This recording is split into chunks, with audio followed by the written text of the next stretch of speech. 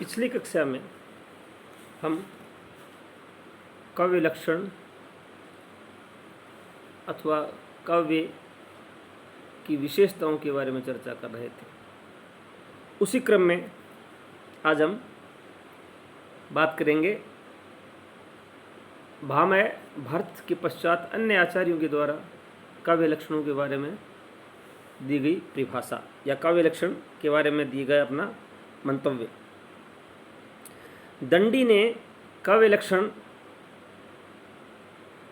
इस प्रकार बताया है, शरीरम तावद इष्टार्थ व्यवच्छिन्ना पदावली। व्यवच्छिन्ना पदावली अर्थात इष्ट अर्थ से परिपूर्ण शब्दावली का नाम काव्य शरीर है। इष्ट अर्थ से परिपूर्ण शब्दावली या पदावली, इष्ट अर्थ से परिपूर्ण पदावली का नाम काव्य शरीर है। इष्ट अर्थ का मतलब होता है इच्छित अर्थ। इच्छित अर्थ से परिपूर्ण जो पदों का क्रम है या पदों की कोई कतार है वो काव्य बताई है। संभवतः इष्टार्थ से दंडी का अभिप्राय है अलंकारजन्य आह्लाद। इष्टार्थ जैसा अर्थ हम चाहें जिससे हमें आनंद की अनुभूति हो, यही शायद दंडी कहना चाहते हैं। यहाँ याद रखने योग्य बात यह है कि दंडी काव्य शोभा के उत्पादक सभी धर्मों को अलंकार कहते हैं। दंडी कहते हैं कि काव्य में शोभा उत्पन्न करने वाली जो भी चीज़ें होती हैं, जैसे कुछ भी हों, वे सारे के सारे अलंकार हैं। इस प्रकार दंडी की मान्यता का अर्थ होगा अलंकारजन्य आह्लाद से युक्त पदावली। अलंकारजन्य आह्लाद से युक्त पदावली। दंडी का अभिप्राय ये होगा कि अलंकारजन्य आह्लाद से युक्त पदावली काव्य का शरीर है। दंडी के इस काव्य लक्षण का प्रधान दोष ये है कि काव्य का शरीर केवल पदावली नहीं अपितु शब्दार्थ है। दंडी ने पदावली को काव्य का शरीर बताया है, लेकिन पदावली कैसी होगी, शब्द कैसे होंगे, इसके बारे में दंडी ने कोई बात नहीं की। तो दंडी की जो परिभाषा है इसमें एक दोष ये निकलता है कि केवल पदावली को ही काव्य नहीं कहा जा सकता, शब्द और अर्थ ही काव्य होता है। फिर इस परिभाषा में इष्टार्थ व्याख्यापेक्ष है। फिर इष्टार्थ शब्द का क्या अर्थ लेते हैं दंडी, ये इसकी व्याख्या करना अपेक्षित है या जरूरी है। तो यहाँ हम देखेंगे कि भामह और दंडी की मान्यताओं में केवल शब्दावली का भेद है। दोनों अलंकारवादी थे, भामह भी अलंकारवादी थे, दंडी भी अलंकारवादी थे। दोनों ने लगभग एक सी बात कही है, इष्ट अर्थ को व्यक्त करने वाला शब्द तथा शब्द और अर्थ का सहित या सामंजस्य। यानी उन्होंने कहा इष्ट अर्थ को व्यक्त करने वाला शब्द, और भामह ने कहा शब्दार्थों सहितों कम, शब्द और अर्थ का सहित भाव। एक ही बात है, क्योंकि शब्द इष्ट अर्थ की अभिव्यक्ति तभी कर सकता है, कोई भी शब्द इष्ट अर्थ की अभिव्यक्ति तभी करेगा जब शब्द और अर्थ में पूर्ण सामंजस्य हो, सहभाव हो। तो बात एक ही हुई, भामह ने कहा शब्दार्थों सहितों काव्यम, और इन्होंने कहा इष्ट अर्थ का प्रदान करने वाला। भामह के अनुकरण पर शब्दार्थ को काव्य मानने वालों की एक विशाल परंपरा दृष्टिगोचर होती है। भामह ने शब्दार्थों सहितों काव्यम कहा, वही बात प्रकारांतर से या घुमा फिरा कर दंडी ने कह दी। इस परंपरा को मानने वाले और भी बहुत सारे लोग हैं। आचार्य रुद्रट ने नाद शब्दार्थों काव्यम कहकर शब्द और अर्थ की काव्य अनुकूल अनेक विशेषताओं की व्याख्या की है। आचार्य रुद्रट ने कहा नाद शब्दार्थों काव्यम, शब्द और अर्थ का संगीतमय मेल काव्य है तथा चारुतापूर्ण शब्द और अर्थ के उपादान पर ही बल दिया। उन्होंने कहा कि शब्द भी कौन सा होना चाहिए, चारुतापूर्ण, चमत्कार या सौंदर्य प्रदान करने वाला शब्द और उससे निकला हुआ अर्थ।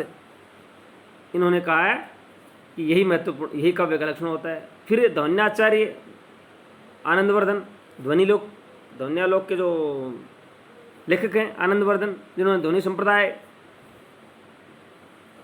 प्रतिपादित किया, और उनके टीकाकार आचार्य अभिनवगुप्त, इन्होंने भी शब्दार्थ को ही काव्य माना है। ये भी कहते हैं कि शब्द और अर्थ जो है वही काव्य है। इन्होंने शब्दार्थ को काव्य का शरीर बताकर ध्वनि को उसकी आत्मा बताया है। आनंदवर्धन और अभिनवगुप्त दोनों ने कहा है कि शब्दार्थ, शब्द और अर्थ तो काव्य का शरीर है, और उससे निकलने वाली ध्वनि वो है काव्य की आत्मा। आगे चल करके रीति संप्रदाय के प्रवर्तक आचार्य वामन ने काव्य का लक्षण स्वतंत्र रूप से कहीं नहीं दिया। वो स्वतंत्र रूप से काव्य लक्षण की चर्चा कहीं भी नहीं करते,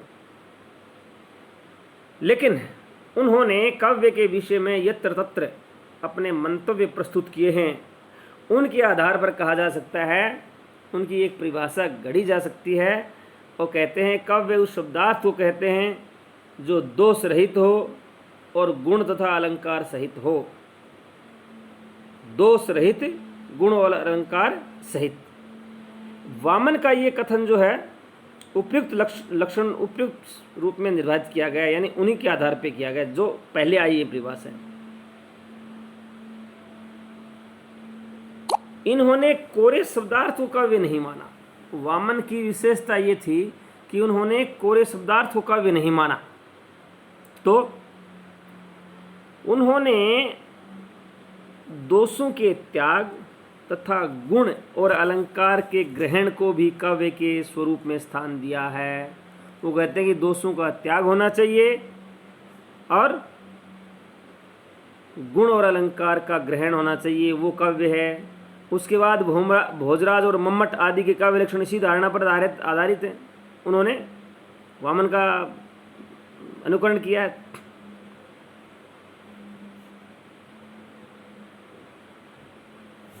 एक अन्य विशेषता, दंडी ने अलंकार पुरुष के शरीर का संकेत किया है। वहां इन्होंने रीतिरात्मा काव्य कहकर रीति को काव्य की आत्मा माना है। दंडी अलंकारवादी थे तो वो गुण को मानते हैं, और ये रीति को काव्य की आत्मा मानते हैं। काव्य मीमांसा के रचिता राजशेखर ने साहित्य शब्द का काव्य के अर्थ में प्रयोग करते हुए बताया है, शब्दार्थयो यथावत सहभावेन विद्या साहित्य विद्या। बात वही है, शब्दार्थयो यथावत सहभावेन विद्या साहित्य विद्या, अर्थात शब्द और अर्थ के सहभाव से समन्वित विद्या साहित्य विद्या कहलाती है। शब्द और अर्थ के सहभाव से समन्वित। आचार्य कुंतक ने काव्य का लक्षण इस प्रकार दिया है, शब्दार्थो सहितो वक्र कवि व्यापार शालिनी बंधे व्यवस्थितो काव्यम तद्हिदाद्वकारिणी, अर्थात वे सहित परस्पर संबंध शब्द और अर्थ काव्य कहलाते हैं। कुंतक कहते हैं कि वे सहित शब्द और अर्थ यानी परस्पर जुड़े हुए काव्य कहलाते हैं, जो कवि के वक्र व्यापार से युक्त तथा सहृदय जनों के आह्लाद बंद में रचे गए हों। वक्र व्यापार से कुंतक का तात्पर्य है कि वक्रोक्ति अलंकार से युक्त हों। कवि कौशलजन्य चमत्कार युक्त विशेष कथन जिनमें चमत्कार हो उसको काव्य बताते हैं।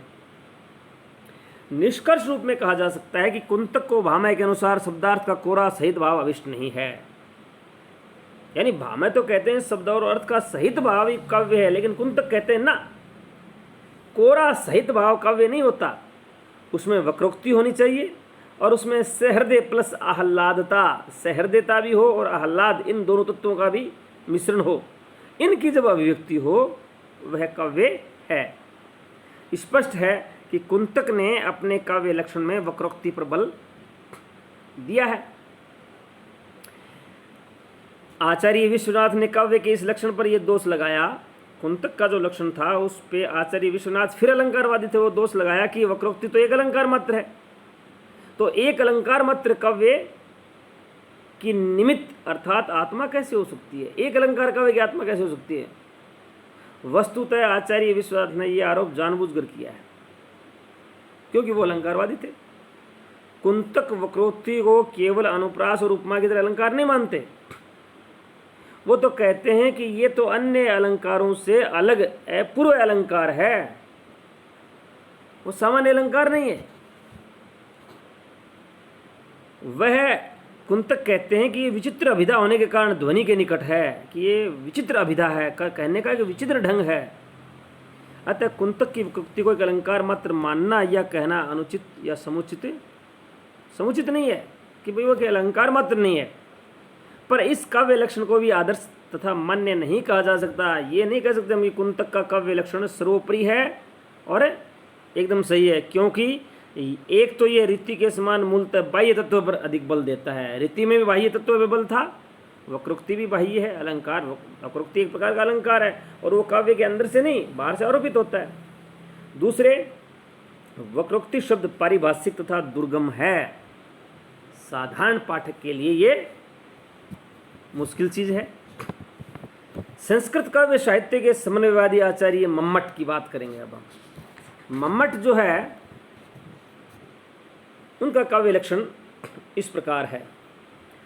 तद्दोषो शब्दार्थो सगुणावलंकृति पुनः क्वापि। तद्दोषो शब्दार्थो सगुणावलंकृति पुनः क्वापि, अर्थात काव्य दोष रहित और गुण सहित शब्द और अर्थों का समूह है। वह अलंकृत भी होता है किंतु कहीं कहीं अलंकृत भी होता है।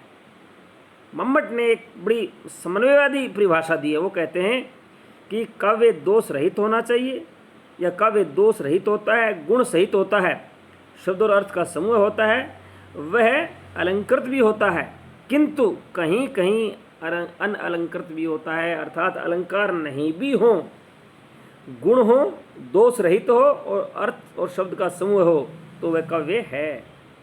मम्मट बहुत अच्छी बात कहते हैं। मम्मट आगे चलकर कहते हैं कि गुण तो काव्य के नित्य धर्म हैं और अलंकार अनित्य धर्म है। यानी गुण तो होने चाहिए, अलंकार हो तो भी काव्य है, अगर नहीं हो तो भी वह काव्य काव्य तो रहेगा ही। गुण काव्य शोभा को संपन्न करने वाले होते हैं, इसलिए अपेक्षित हैं और जरूरी हैं, लेकिन अलंकार जो होते हैं वो सौंदर्य में अभिवृद्धि कर सकते हैं, लेकिन काव्य काव्य तो रहेगा ही।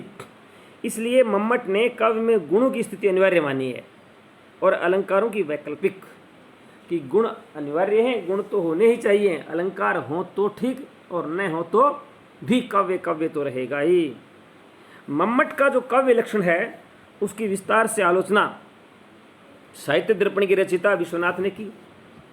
साहित्य दर्पण के रचयिता विश्वनाथ हैं, उन्होंने मम्मट के जो लक्षण है उसकी विस्तार से व्याख्या भी की है और आलोचना भी की है। उस पर चर्चा हम अगली कक्षा में करेंगे। धन्यवाद।